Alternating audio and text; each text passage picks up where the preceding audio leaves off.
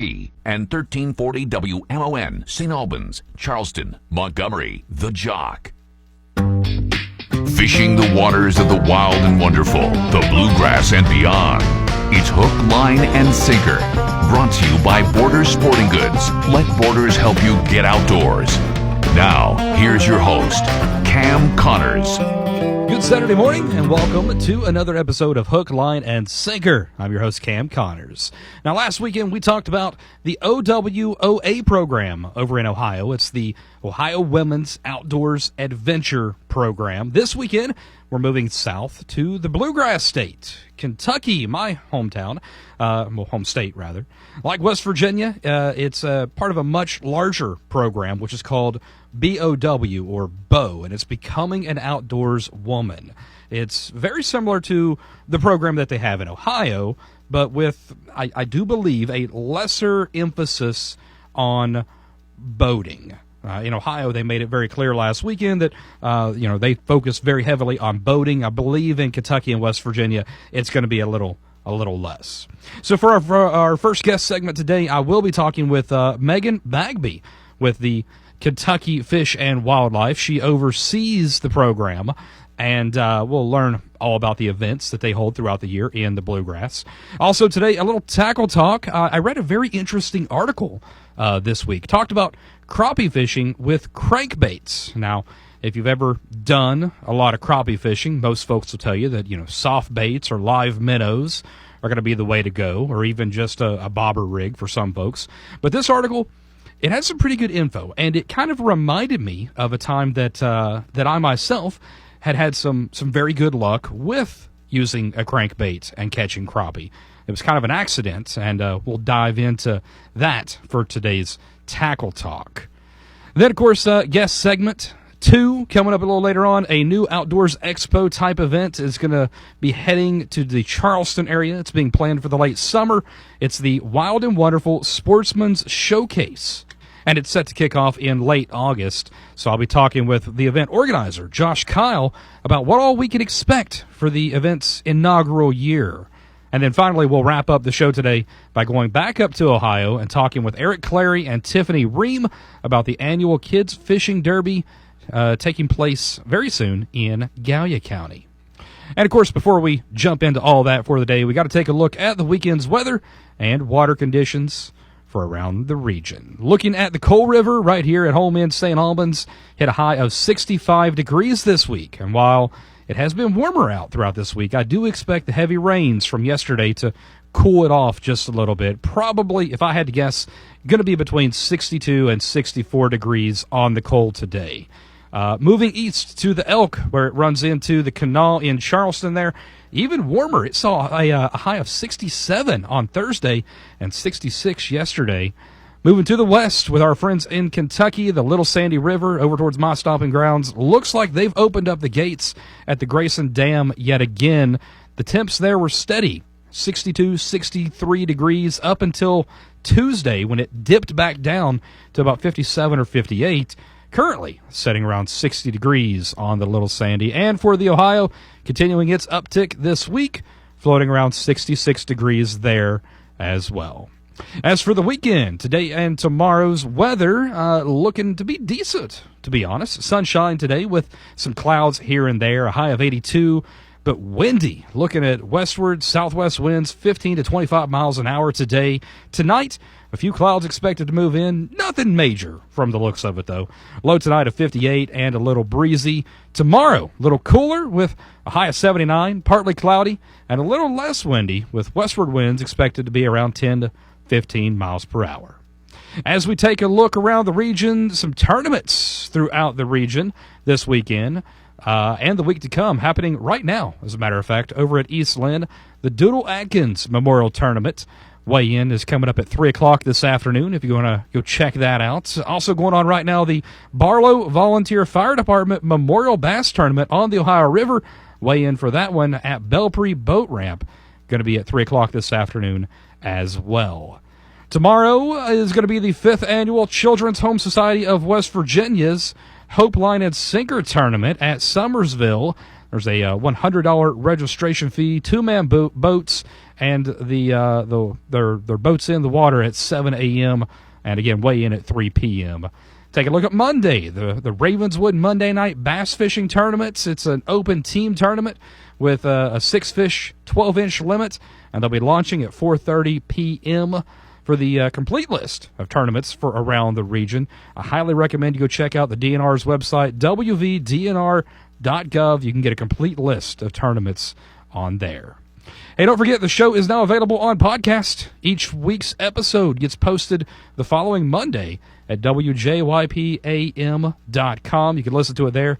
We also link to our socials, and you can catch previous episodes anytime on the website, but also Pandora, Spotify, YouTube, and Amazon Music. So if you do listen via the podcast, be sure to hit that subscribe button so that you never miss an episode. When we come back, we'll talk the boat program with Kentucky Fish and Wildlife's Megan Bagby. It's Hook, Line, and Sinker on the Jock. Borders Sporting Goods, family owned and operated for over 40 years, has the Tri-State's largest fishing selection as well as a great archery department with bows, arrows, and more. From the kids that shoot for their school teams to what mom and dad will need for their next hunting adventure, Borders carries major brands like Hoyt, Matthews, 10 Point, and Raven. Come shoot your next bow at Borders Sporting Goods, 5876 U.S. Route 60, Ashland, Kentucky, and online at bordersportinggoods.com. Summer's here, and you can now get almost anything you need for your sunny days delivered with Uber Eats. What do we mean by almost? Well, you can't get a well-groomed lawn delivered, but you can get a chicken parmesan delivered. A cabana? That's a no. But a banana? That's a yes. A nice tan? Sorry, nope. But a box fan? Happily, yes. A day of sunshine? No. A box of fine wines? Yes. Uber Eats can definitely get you that. Get almost anything delivered with Uber Eats. Order now. Alcohol in select markets. Product availability may vary by region. See app for details.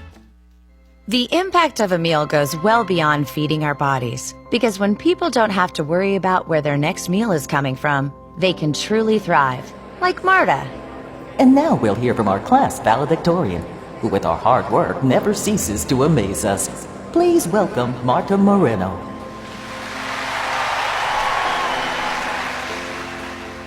And Alex.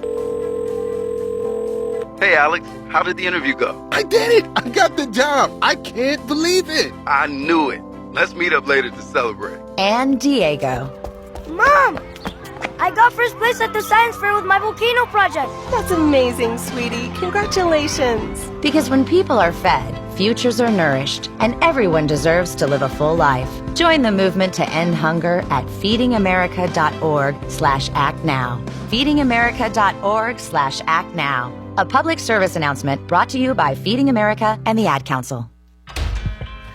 Hey, everything okay? Yes, I'm fine. Honey. Hey, I'm here for you. Tell me about school today. When kids can't find the right words, music can help them sound it out. Talk to the kids in your life about their emotional well-being. Find tools and resources at sounditouttogether.org. Brought to you by the Ad Council and Pivotal Ventures. Snakes, zombies, public speaking. The list of fears is endless. But the real danger is in your hand when you're behind the wheel. Distracted driving is what's really scary and even deadly. Eyes forward, don't drive distracted. Brought to you by NHTSA and the Ad Council. Fish on. Now back to Hook, Line, and Sinker on the Jock. Hook, Line, and Sinker today brought to you by Borders Sporting Goods. Find them at US 60 in Ashland, Kentucky. They're your one-stop shop for all your hunting and fishing needs. And, of course, they're your home for Liberty Safes as well. Let Borders help you get outdoors. You can find them online at bordersportinggoods.com. This week, we are continuing our talk about getting the ladies into the great outdoors. Last weekend, we talked about the OWOA program in Ohio, the Ohio Women's Outdoors Adventure. This week, the Bluegrass State has a similar program. Theirs and West Virginia's, actually, both called the BOW program, Becoming an Outdoors Woman. And joining me to talk about the program is Megan Bagby. She's an administrative supervisor with Kentucky Fish and Wildlife. Megan, thanks for taking the time to join me today. Yeah, thanks for having me. So let's jump right in. What is the BOW program in Kentucky? The boat program is actually it's an international program, and it's sponsored in part by the Kentucky Department of Fish and Wildlife and other partners, including the Fish and Wildlife Foundation. BOW is primarily for adult-age women interested in building confidence and outdoor skills relevant in hunting and fishing. Started about 1995 here in the state of Kentucky, but it is an international program. It's all over. Most of the states in the United States have one, have a BOW program, including Canada and other regions as well. What was the motivation behind launching this program? You said it is international, and most states have it in place now. So what was the motivation, I guess, in general behind getting it, and in the state of Kentucky behind getting behind it? Currently, the reason for the program would be building the interest and building confidence in the outdoor skills for women in the state of Kentucky. Absolutely. Getting ladies outdoor and involved in these activities that sometimes can be viewed as predominantly men, right? Correct. So you mentioned that it's because my show is mostly about fishing, but you mentioned that it's all outdoors program. So it's hunting, fishing. Would this also include like hiking, camping? What activities are covered? So we usually have maybe a total of 3. But the main weekend that we have for the BOW weekend is usually held in. We're going to have it in August this year. Typically held in August, September, October, around the fall, late summer, early fall. And you would cover fishing, hunting, and then you would have an other category. That other category could, just as you said, hiking, foraging, maybe even outdoor cooking, something associated with outdoors, but not necessarily does it fit the hunting and fishing aspect. There is a criteria for the BOW program, and these numbers don't add up, but it's 33, 33, 33. So 33% of the classes need to be fishing related. 33% of the classes need to be hunting related. And then 33 of the classes can be other related. It's a general guideline. That's only 99%, but close enough, right? Right. It's a general guideline on the we'll say the 3 pillars of it on and they try to make it even across the board. Correct. So are these programs, is this for beginners? Are there events in the BOW program for women who may be more experienced? What's the skill range looking like? So with we have a very high entrance in our program, high enough to where we do have people come multiple times. So it is for advanced skill as well. Maybe people come in multiple times. But we try to gear it towards beginners. And to gear it towards beginners, we would, for the first day of registration, we gear it towards people that have never been to the event before. And that's to get people more involved in the outdoors and maybe more of a beginner level courses, may I say. But then also, too, we'll get to a certain criteria, or usually we'll have 75% newcomers and about 25% multiple time. And that has been pretty much the case for the past 3 or 4 years. I'd say 75% new, 25% returning. Okay. And the returning would be maybe people that are either taking different classes or they are going a little bit further in their skill set. Example would be this year in August. I want to say fall BOW, but we're having it in August this year, so it's still summer. So it's kind of habit to say fall BOW, but look at it this way: it's getting in preparation for the fall BOW. They get proficient with it, and then preparation for the fall BOW. Exactly. Yeah. We're having like an advanced archery class, that will go a little bit more in depth for those people that maybe are returning, or maybe those people that are new to the BOW program, but they're new to fishing, but maybe they have shot archery before. So that would be an example of maybe gearing towards other levels as well. Okay. And of course, there are more than one event. So how many events were there? We strive for 3 a year. Okay. And sometimes there are more. And you scatter these out across the state? Is there going to be one, on the eastern side, one out towards, say, Paducah? Where are they going to be located? Yes. The fall events is all we have in the state of Kentucky. We have conservation camps for kids for ages 4th through 6th grade, and we use those camp facilities to have the fall events. The 3 locations is Western Kentucky, Central Kentucky, and Eastern Kentucky. and we rotate that event each year to the different camp every year. So this year we're out in Western Kentucky at a camp called Camp Curry. And then the other two events, we have a Annie Oakley Day that's happening in Louisville, Kentucky, which is more, I guess you could say it's more central Kentucky, but in a bigger city. And then we will have another event after our fall events, which we're trying to schedule currently right now.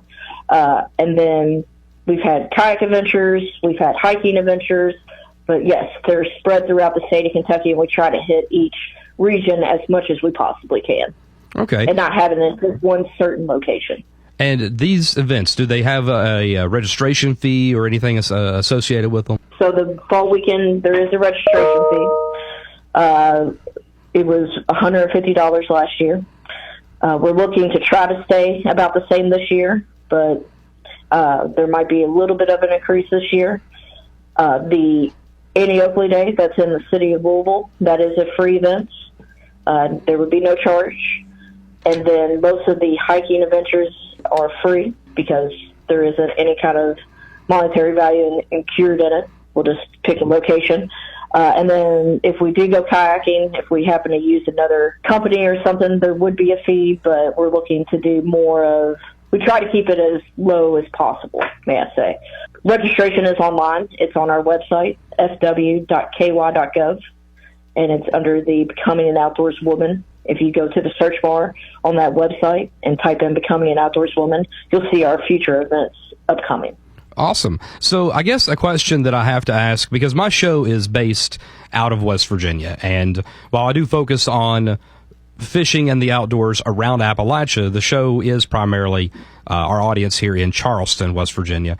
So can out-of-state folks participate in the bow program in Kentucky? Absolutely. Absolutely. Awesome. That is fantastic to hear. So let's jump back, and I got to ask, how long have you been involved with the program, and what kind of success or growth have you seen in it since your time involved with it? I've been involved with the program for 11 years now.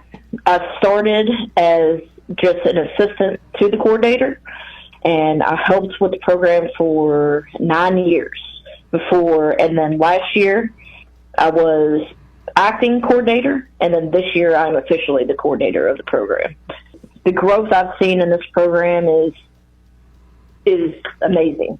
When I first started, it was a very popular event, and the popularity has only increased. It's just been amazing to watch it grow. An example of, too, because when you have an event that you can only have so many people come, perfect example would be the past 3 or 4 years, our fall event closes within an hour. Oh, wow. Of sign up. Wow. That is quick. It's quick. It's a very quick process. The past 2 years, it was an hour. And then 3 years before this, I think it only took like a half day. So the popularity is very, very apparent, may I say. Oh, absolutely. I mean, the results there speak for itself. Because it's growing so much like that, I wonder, is Fish and Wildlife looking at expanding the program, maybe introducing more than 3 events, maybe 4 or 5 events throughout the year? Absolutely. There's been thoughts on smaller events. We spoke before about striving for 3 events, but there is thought of having more, maybe smaller events throughout the year. The big fall weekend it's been thought of to have maybe one in the spring. There's been thought of that in the spring. Yep. But of course, everybody knows the spring weather is always a factor. Right. The rain tends to play a major role in the spring months. Yeah. The spring, the weather, and then also there's spring turkey season that starts in the spring. Weather is a factor. There's other events that go on in the spring around the state of Kentucky. We just had a pretty major horse race here. So, of course. Well, so I have an idea. And I'm giving you permission to use it. a bow women's bass tournament. There you go. All right. Yes, absolutely. And I say you host it. I say you host it at Greenbow Lake because that's the one closest to where I live. The one. I know some ladies that would be interested. I'm just saying. Absolutely. But yeah, there's been, thoughts on just, having smaller programs throughout the state. We're definitely working on that currently because, yes, this fall event it just shows the popularity in it and just shows the need to have more resources isn't the word to use, more activities. I would say resources and opportunities, like I mentioned back at the start of the interview, hunting, fishing, camping, and, traditionally, I guess these are viewed as more of a man's thing. And, in today's world, that's not the case anymore. There are tons and tons of women who love to get outdoors. I mean, my wife is one of them. She absolutely loves to go hiking and camping. She's not so much on fishing. That's more mine, but she loves to get outdoors and do all this stuff. And I think it's just awesome that there are programs in place like this that are encouraging and educating women to get out and do this stuff. Absolutely.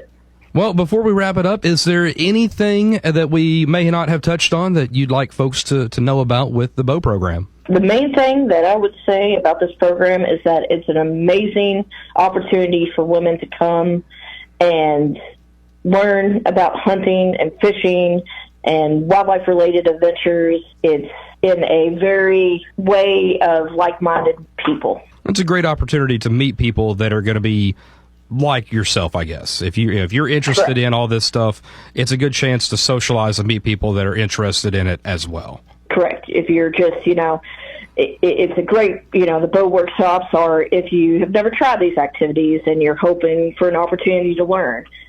You're a beginner who's hopes to improve your skills. You know how to do some of these activities, but you would like to try some new ones. So that's why the hunting, fishing, and the other aspect of it.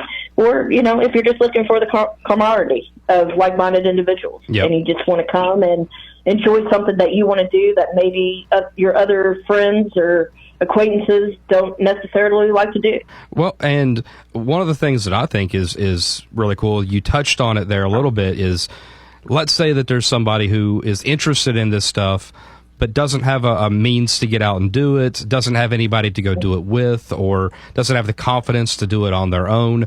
This is a chance for them to do it, number one, safely, but number two, to do it in a judgment-free area, somewhere that they're not going to feel self-conscious about not knowing how to do this stuff.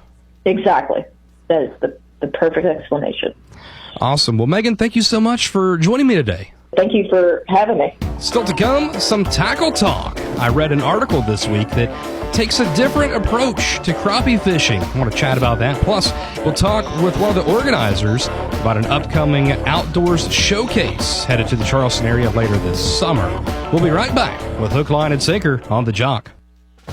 Borders Sporting Goods is your one-stop outdoor sporting goods store. Family owned and operated for over 40 years. Borders is the Tri-State's #1 outlet for Liberty safes. Proudly made in the USA with a lifetime warranty. A Liberty safe will protect what's most important to you from theft or fire. Online at bordersportinggoods.com or find them on Facebook and Instagram at Borders Sporting Goods. Borders Sporting Goods, 5876 US Route 60, Ashland, Kentucky. Tired of feeling overlooked at the big box stores? When you need quality hardware and expert guidance, visit Pile Hardware on West Washington Street in Charleston. For over 90 years, they've been your trusted local source for paint, plumbing, electrical supplies, and tools. Proudly serving the community as a family-run business for 4 generations. Whether you're a DIY enthusiast or a seasoned pro, their friendly and knowledgeable staff is ready to help you find exactly what you need. Pile Hardware.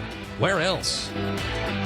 Your kids deserve the best. And at WVU Medicine Thomas Hospitals, the best care for your family is closer than you think. Through our partnership with WVU Medicine Children's Hospital, we provide access to the state's most experienced group of pediatric providers right here in southern West Virginia. Whether your child needs medical care for a sudden illness or routine preventative care, visit Thomas Hospitals. The power of pediatric care. When I grow up, I want to be a doctor. I want to be a veterinarian. When I grow up, I want to be a fireman. I want to be a scientist so I can connect like other things and build other things. I want to be an astronaut so I can float up space. When I grow up, I want to be a dancer. I want to be a superhero, but if that doesn't work out, I will be an engineer. When I grow up, I want to be a chef because I like ice cream. I want to be a basketball player. I want to be a jet pilot so I can take people to really fun places. I want to be a drug addict. Get to your kids before drugs do. Arm yourself with the facts. Get your free The Truth About Drugs booklet set today. Go to drugfreeworld.org. What percentage of people who take drugs end up becoming addicted, lose control of one's life, and die of an overdose? No one can say for sure. But is taking drugs worth the risk? Arm yourself with the facts. Get your free The Truth About Drugs booklet set today. Go to drugfreeworld.org. Fishtails, we've got them. Now back to Hook, Line, and Sinker on the Jock. It's time for a little tackle talk. While browsing the internet this week, I stumbled onto an article from Realtree titled How to Crappie Fish with Crankbaits. And for some reason, I just felt the need to read it. It grabbed my curiosity. Now, most folks, will tell you live minnow are the way to go for crappie, or soft plastic lures as well, or even, small jig setups. But one of the first things that the article says is that a lot of competitive anglers and guides have really started to urge folks to use crankbaits. Now, the article mostly quotes a Western Kentucky guide, a guy by the name of Doug Wynn. Quotes him quite a bit, and apparently this is his go-to method nowadays. He trolls with multiple rods out and a different crankbait on either one until he finds what's hot. Now, I will say in the article, he does point out also you need an in-depth understanding of the body of water that you're going to be on in order to get your best results with crankbaits whenever you're targeting crappie. He says that he targets the fish by knowing where the drops and the cover points are. But what really surprised me in the article, supposedly this guy is often using lures that are like 5 inches long. That just seems a bit excessive. I mean, awful aggressive, if you ask me, for crappie. But, hey, this guy's the expert. So he goes on to insist that big lures can attract big crappie. He also almost exclusively uses red hooks, with, I guess, the idea being that the red makes the lure look similar to a wounded fish.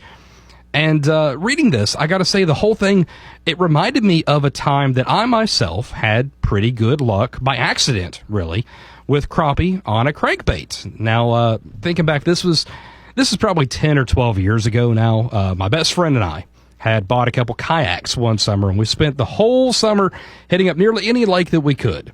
And for this particular story, we were on a small lake in Lawrence County, Ohio. It's up off of Greasy Ridge, if you know where that is. It's called Timber Ridge. It's a small 100-acre lake, and we had absolutely, at this point, become obsessed with these Rapala shallow shad crankbaits. Now, if you've never seen one, I'm going to talk about it here in a little bit, but we had amazing luck with these. I mean, one day we just decided to buy one and had done fantastic. So we went and bought like 5 more of them each.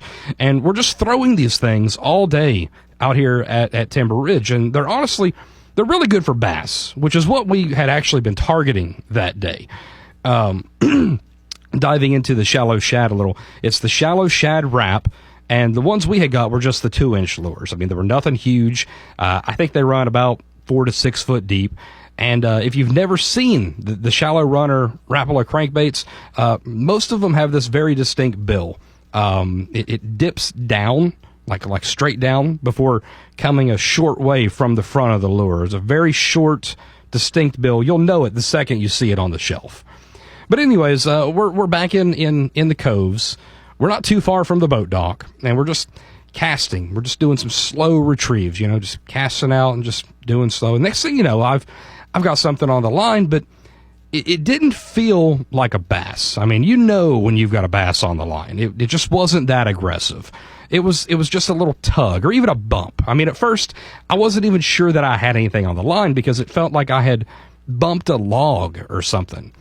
But then it pulled back against me, reeling, and that's when I knew there was a fish on. So, of course, I pull it in, and sure enough, it's a crappie. And looking back at it now, we must have hit a school or something because next thing you know, we're pulling one in every third or fourth cast before the bite had died off. And remembering this, it reminds me, thinking back now, I haven't been to that lake in probably 10 years now, so I may just have to make a trip up there soon. But yeah, crappie on crankbaits, I gotta say, I believe it for sure. Oh, and that shallow shad wrap, I looked it up. Rapala still make them. You can get them in a 2-inch, a 2 3/4, or a 3.5 inch. They're going online for about $10 each. And honestly, this is still probably one of my favorite lures of all time. Which actually, there's a thought. Maybe next week I'll dive into some of my favorite lures of all time. We'll have to see about that. Moving on with today's show, let's talk to our next guest. On the show now, welcoming in Josh Kyle, and he's one of the folks involved with organizing for the upcoming Wild and Wonderful Sportsmans Showcase. It's coming up this August, I believe, down in Marmet. Josh, how you doing today? I'm doing pretty good. How about yourself, Cam? I'm doing fantastic, and I want to say thank you for taking the time to join me today. I believe we had talked over email once, and you work evenings, so you're normally trying to sleep in the morning. Is that it? Midnight shifts currently. Okay, yeah. Well, thanks for taking the time. Let's dive right in with the showcase, man. Who's putting it on, and let's talk about it.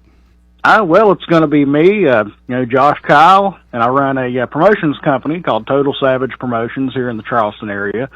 Up till now, we've done concerts and pro wrestling events, things like that.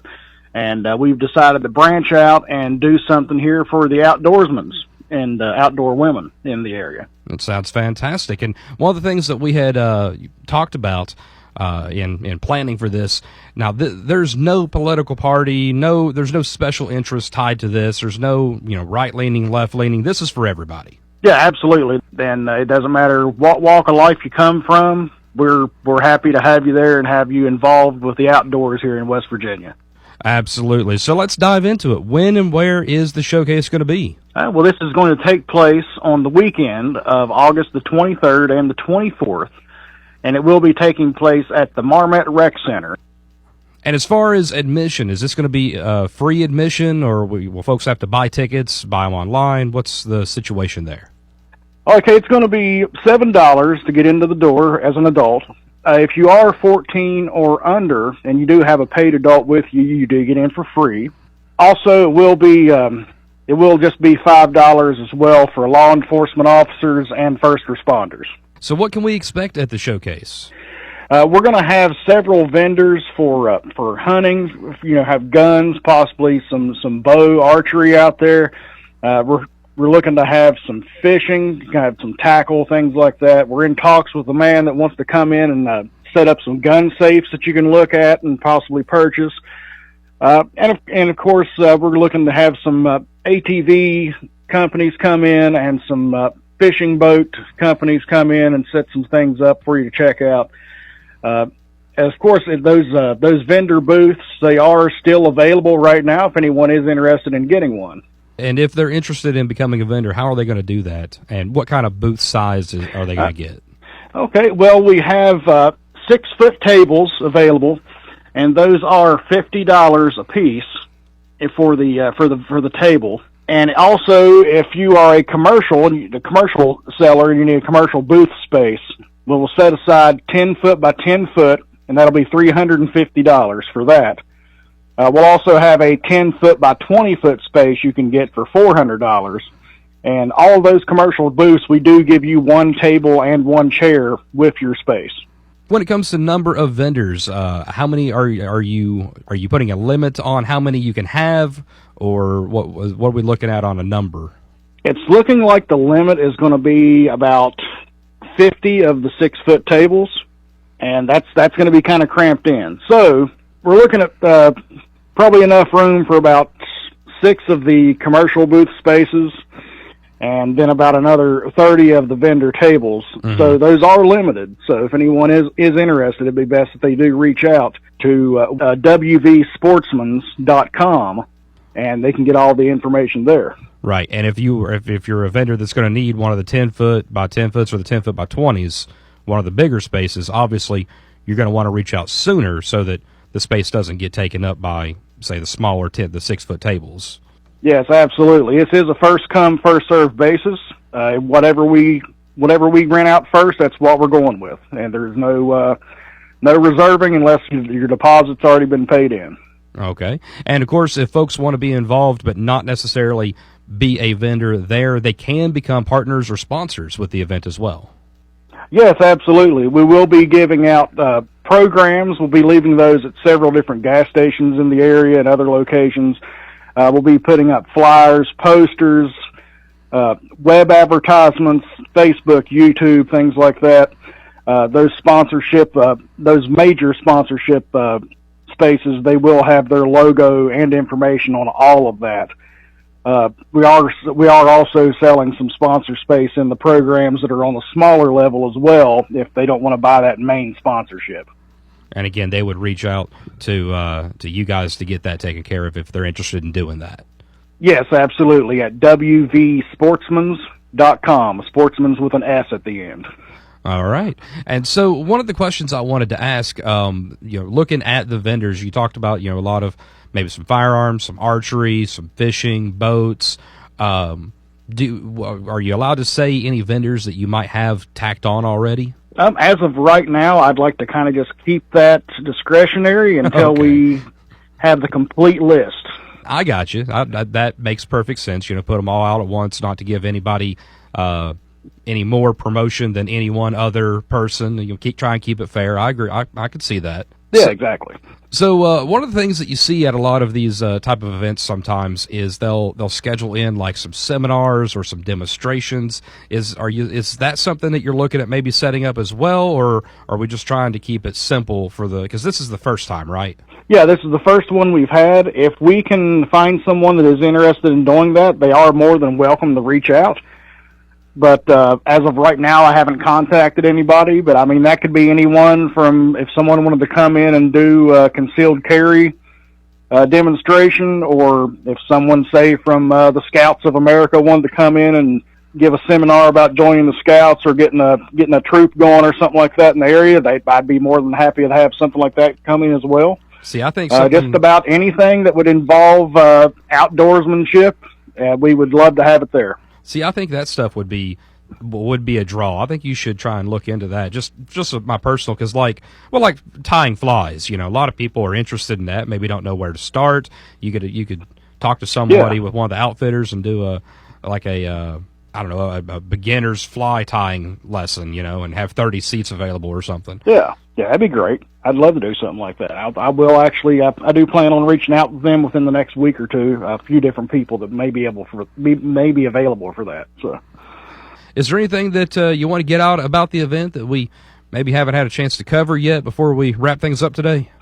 Not too much. I think we've got it all covered. Just I am excited to get all of these great outdoorsmen here into the area, and all under one roof, all for one great cause of celebrating that great outdoors here in West Virginia. Absolutely. I say it all the time. We've got some of the best natural resources in the nation. I've got family down in Arkansas, down in Texas, down in Georgia, and folks that they come and visit from time to time, and they're always just blown away by the landscape here and the resources we have, because it's pretty unique. I mean, anybody who's driven out around Missouri or down through Texas, you really get to notice just how different and unique that our area is. Oh, absolutely. I've been all over the country. I've met lots of people, and there is nowhere I would rather be than right here at home. I will say that. I agree. All right, man. Well, I appreciate you taking the time to join me today. Of course, the Wild and Wonderful Sportsmans Showcase that's coming up in August, the 23rd and 24th in Marmet. That's right. That's correct. A big thanks again to Josh for joining the show today. Coming up, a listener letter plus our final guests of the day to talk about an upcoming kids fishing derby. It's coming up next with Hook, Line, and Sinker on The Jock. Borders Sporting Goods, family owned and operated for over 40 years, is the one-stop shop for all your fishing needs.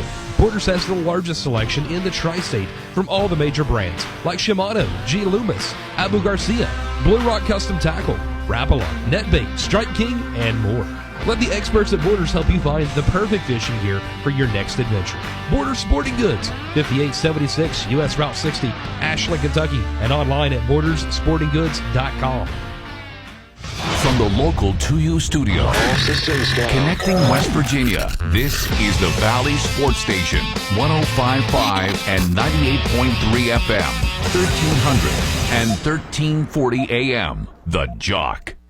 What? All the budget has to be used now? And we can use all the media buy? Javier's marketing firm just got its dream funding. Okay, ideas. Bobbleheads. No. T-shirt cannon. I seriously need some help here. He needs to find marketing managers who are worth every dollar. I need Indeed.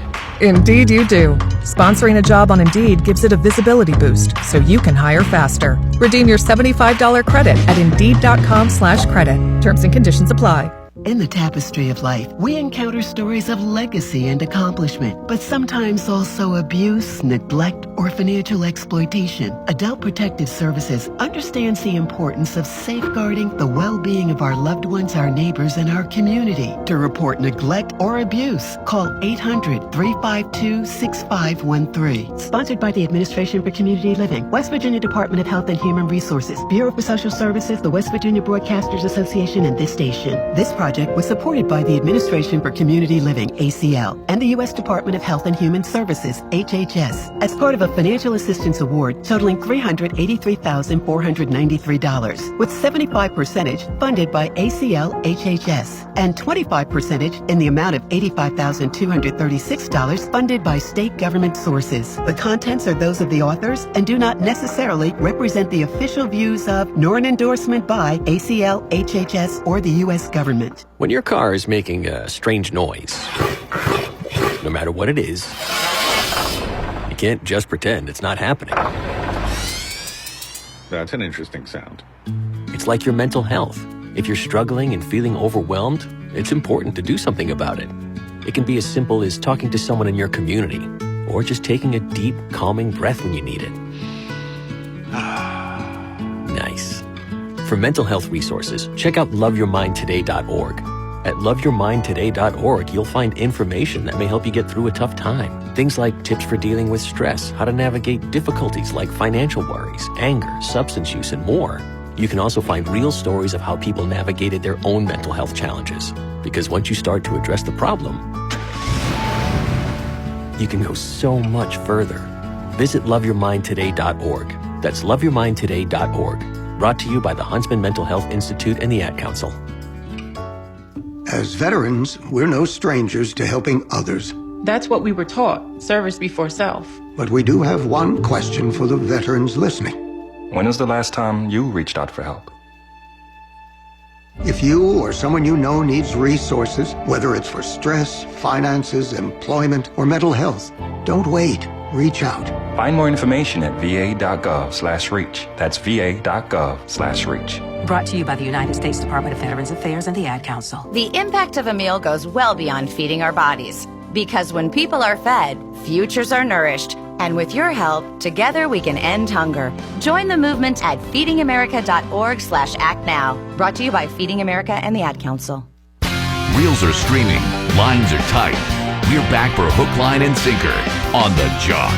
Today's show is brought to you by Borders Sporting Goods. Find them at US 60 in Ashland, Kentucky. They are your one-stop shop for all your hunting and fishing needs. Borders can help you get outdoors. Find them online, bordersportinggoods.com. I'm your host, Cam Connors, and before we get to our final guests of the day, I got an email this week through the webpage that I wanted to share with you. So here it is. Dear Cam, I recently discovered your show after you interviewed a good friend of mine. First off, thank you for talking with him and spotlighting his business. Second, I was thinking the other day about all the places I want to go fishing before I kick the bucket. I've never been deep sea fishing, and I definitely want to do that before I go. What's on your fishing bucket list? Brian J. Well, Brian, I honestly have a couple. I, too, would like to go deep sea fishing, or even pier or beach fishing, for that matter. I've never fished in the ocean, so that's one that would definitely be on my bucket list for sure. I would also like to go up into Canada and do some of those. They've got those really remote fishing trips, you know, the ones where you fly in on like a pond hopper plane and you go into a little resort on a remote lake, that kind of thing I would love to do. But really, I think for me it would be more about the fish than the location. You know, there are a lot of species I've never caught. I would love to get a sturgeon.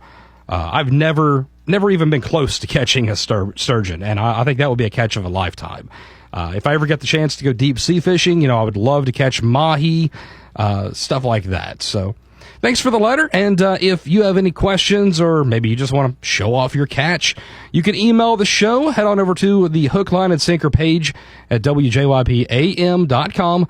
You can drop me a line there using the contact form set up right below the podcast player. As we round out today's show, we've got a kids fishing derby, an annual fishing derby on the way. We're going to talk about on the phone now with me, Eric Clary with the Gallia County Conservation Club and Tiffany Ream with the Gallia Soil and Water Conservation District, the two teaming up, the two entities teaming up for this fishing derby. How you doing, guys? Doing well, thanks. Very good. Well, thank you so much for taking the time to talk today. I'd reached out a little while back about talking about the Derby, and while my show is centered in the Charleston area, we do focus on events and fishing in the community at large, so all around Appalachia. You know, we focus on more than just right here in Charleston. We want to talk about Kentucky, we want to talk about Ohio, we want to talk about southern West Virginia as well. So you guys up in Gallia County, you have an annual fishing derby coming up here in just a couple weeks, right?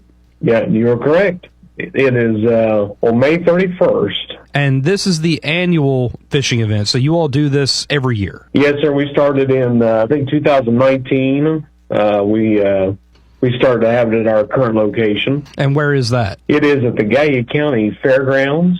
It's right off of 35. It's easy to get to. It's on Jackson Pike. It's on the backside of the old campgrounds there. Okay, so is there a pond there facility, or do you set up like a mobile pond? What's the facility like? So there is a pond back there. It's about an acre and a quarter. And we have a picnic table set up up there under a carport. We'll have tents set up. You can get around most of the pond, so it's pretty good size. Okay. Is the event going to be free for kids to participate, or is there going to be an entry registration fee? There is no fee to register. We do have a pre-registration if they would like to go to our Facebook page, the Gallia County Soil and Water Conservation District. It's pinned there at the top, and they can pre-register, and they can skip the line and get fishing as soon as they get there. And but no cost, free for everybody. That's great. And with an event like this, do you all have a limit on the number of people who can participate, or is it just open to any and everyone? So the only catch is it's a youth fishing derby, so we ask the youth to be 15 and under. We have 3 age categories. Okay, and what are they? 7 and under, an 8 to 11, and then 12 to 15. What kind of, what's the judging going to be? Is it going to be fish based on size, different species? You know, let's dive into the specifics on the derby. We've changed it around a few different ways, but the best way we've found is just number of fish. We've had, in years past, we've had one young lady, it's probably about a 10-year-old. She got well over 80 fish. Oh my gosh. So it was, it was definitely, definitely good to change it to a number of fish. Good Lord, 80! That's hard to imagine in such a short time. That pond must be stocked to the brim. Well, we do have quite a few bluegill in there. That's the majority that they'll catch, but they are all decent size. but there are also some catfish and largemouth bass and a few other things like that in there. Okay. So with this event, should folks bring their own tackle and bait, or are you going to have some available? Is it limited? What's the situation around tackle? So the tackle, we encourage you to bring your own as well as your fishing pole. If things happen, which they always do, we have a couple that catch a couple turtles. If you need replacement parts, we do have a few pieces that we can lend to some fishermen or anglers there and get you fixed up. But majority, we'd like you to bring your own fishing pole and your own tackle. As far as bait, that is completely up to each participant. We will have some live bait there. Thanks to the Outdoorsman's Cave, they're going to be sponsoring some live bait for us. Okay, and is there any kind of rules on live bait? I mean, if obviously night crawlers is going to be the primary, but if someone wants to use crickets or mealworms or minnows, anything like that? No restrictions on that. Whatever they want to use, as long as it's nothing that'll harm the fish that are in there, we're good with it. Right. Okay. You said that the judging is mostly going to be on quantity. So what are the prizes we're looking at? Well, it changes up every year. I mean, we have, like Miss Tiffany said, we have 3 different categories. 12 awards for the top 3 in each age group. But they range anywhere from, new fishing poles to different tackle. Fillet knives, scales, all kinds of things. It sounds like quite the prize, especially, I'm getting sidetracked, but I really love events like this that get kids out into fishing. I have an 8-year-old son who would rather be on his Nintendo Switch. So any opportunity I get to get him outside and do stuff like this, I'm a really big fan of. So where he is video game oriented and he's got this mentality of want to win, I think that's where derbies and competitions like this are really great because it gives him a goal, something to go after. I think that's really great for, young kids in general. It helps with that motivation. Absolutely. And to add on to your young kids, if we have a lot of first-time fishermen come in, or boys and girls, come in, and we give them a certificate that says they caught their first fish at our youth fishing derby. So they really like that. Oh, that's so sweet. That's awesome. I like that. And of course, I assume there's going to be folks, because you said that you have a lot of first-time folks that show up. So do you all have people for helping, maybe inexperienced people there? How's that going to work? So in the past, we've had quite a few fishermen there. Last year, we had 2 of our local game wardens come. I believe they will be joining us again this year, so they'll be helping us, but there will be people all around willing to help. Exactly, and that's one of the things that I really love about the fishing community in general is, no matter where you go, it seems like when you're on the lake, if you're having a problem and another fisherman sees that you're having a problem, they're almost always willing to lend you a hand, give you some hooks, give you, whatever it is you may not have. If you break an eyelet, a lot of times somebody will have a repair kit with them and can help you fix it. And so stuff like that, I think, is really fantastic. And you see it at events like this. You guys said that 2019 was whenever you first began doing this. How have you seen it? What's the turnout like, and how has it grown over the last few years?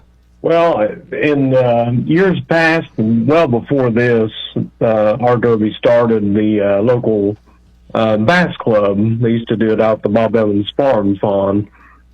And I can't remember the exact, I think it was 2017, might have been the last year that they did that.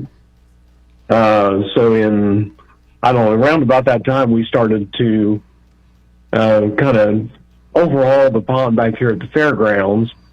Cleaning and adding the carport. And there's a dock back there now we built. And, of course, stocking it. So 2019, I can't really remember the numbers. We probably started out with about 80. And then the past few years, it's grown to about 150 or so with parents and everybody. Yeah, so. Close to 170, I think, last year. Wow, that's a really good turnout. So is this for Ohio residents only, or if folks, down in Point Pleasant or on the West Virginia side, or even somebody from Kentucky wanted to come, could they participate? Oh, absolutely, yeah. Yeah, anybody wants to come. It's like I said, it's upon there at the Gallia County Fairgrounds, so they come in, and 15 and under, we're not going to worry about no licensing or anything like that. And, of course, it is a catch and release. We don't worry about that stuff. So is there anything that we haven't touched on yet that you guys would like to make sure that everyone is aware of regarding the event? We like Eric has said, we've worked really hard to clean up this area, so we ask that if you pack something in, to please pack it out, not to throw your bait cups in our pond. That would be excellent. I know we have a lot of parents ask about a pole limit.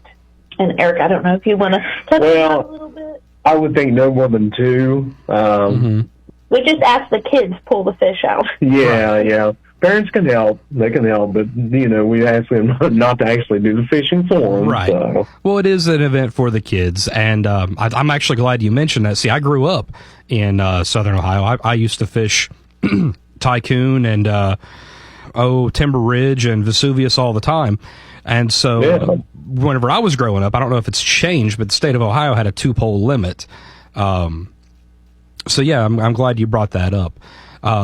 One thing that I also had seen on your all's flyer that I'd forgot to mention, you're providing lunch that day as well. Yeah, our local 4-H club, the Gallia Shooting Aces, they'll be cooking and providing lunch for everybody. I think hot dogs, chips, drinks, stuff like that. So they usually eat around 11:30, somewhere in there. And that is free? Absolutely. Yep, it's free of charge. Awesome. Well, it sounds like it's going to be a very fun event. If at all possible, I might try to get my crew out and head over there for the day. But I appreciate you all taking the time to talk today. And if folks want to get more information, where's going to be the best place to do that? You can visit either one of our Facebook pages, the Gallia County Conservation Club or the Gallia County Soil and Water Conservation District. It has all the flyers and dates on there. Again, it's Saturday, May 31st from 10 a.m. to noon. And like Eric says, we'll eat around 11:30. We'll call it around noon, and we'll tally up the scores, and we'll give prizes right after that. So it should be a good day. Sounds like it's going to be a very fun day indeed. Again, thank you all so much for taking the time to talk today. No problem. And we'd like to add, if we have time here, of course. Not only do we have our fishing derby, there's another fishing event coming up with the Shriners Club here in Gallia County. They're having one on June 14th, so it's kind of hitting Father's Day there. Oh, yeah. Fathers want to take their kids out fishing. Oh, yeah, that'll be a great one. I might have to reach out and talk to them as well. But, again, thank you so much, and look forward to talking to you guys again soon. All right. Thanks for having us. Thank you. That's going to wrap it up for today's show. A big thanks once again to all of today's guests for joining us. And don't forget, podcasting now. You can catch us on all your favorite platforms, YouTube, Pandora, Spotify, Amazon Music, and, of course, on the webpage as well. Be sure to follow The Jock on Facebook and check out our free mobile app. Thanks for listening, and until next weekend, I'll catch you later. Missed part of today's show? Listen again and catch past shows on the podcast at WJYPAM.com and on the Jock mobile app. This has been Hook, Line, and Sinker with Cam Connors, brought to you by Borders Sporting Goods on the Jock. ADHD. It's the child who can't pay attention or sit still in school, right? The answer may be yes. Attention Deficit Hyperactivity Disorder, or ADHD, can be complicated, and it can last a lifetime. Living with the condition can sometimes be a challenge. It may take years to accept a formal diagnosis, and it's not always easy to find the right treatment plan. Did you know that up to 75% of children and adolescents with ADHD have at least one additional mental health condition that also requires a comprehensive approach to treatment? ADHD guidelines were recently updated to reflect the need to screen for associated disorders. Be sure to talk with your child's doctor about proper screening and visit more2adhd.com for additional information. That's more2adhd.com. This message has been brought to you in partnership with ADA, ACO, and CHAD. Smokey the Bear. After 80 years of learning his wildfire prevention tips, Smokey Bear lives within us all. Learn more at SmokeyBear.com. And remember, only you can prevent wildfires. Brought to you by the USDA Forest Service, your state forester, and the Ad Council. When your car is making a strange noise, no matter what it is, you can't just pretend it's not happening. That's an interesting sound. It's like your mental health. If you're struggling and feeling overwhelmed, it's important to do something about it. It can be as simple as talking to someone in your community, or just taking a deep, calming breath when you need it. Nice. For mental health resources, check out loveyourmindtoday.org. At loveyourmindtoday.org, you'll find information that may help you get through a tough time. Things like tips for dealing with stress, how to navigate difficulties like financial worries, anger, substance use, and more. You can also find real stories of how people navigated their own mental health challenges. Because once you start to address the problem, Another hour with you here so on the much Infinity further. Sports Visit Network. loveyourmindtoday.org. That's loveyourmindtoday.org. Brought to you by the Huntsman Mental Health Institute and the Ad I think it's Council. really interesting this year and maybe tells us where the Every person is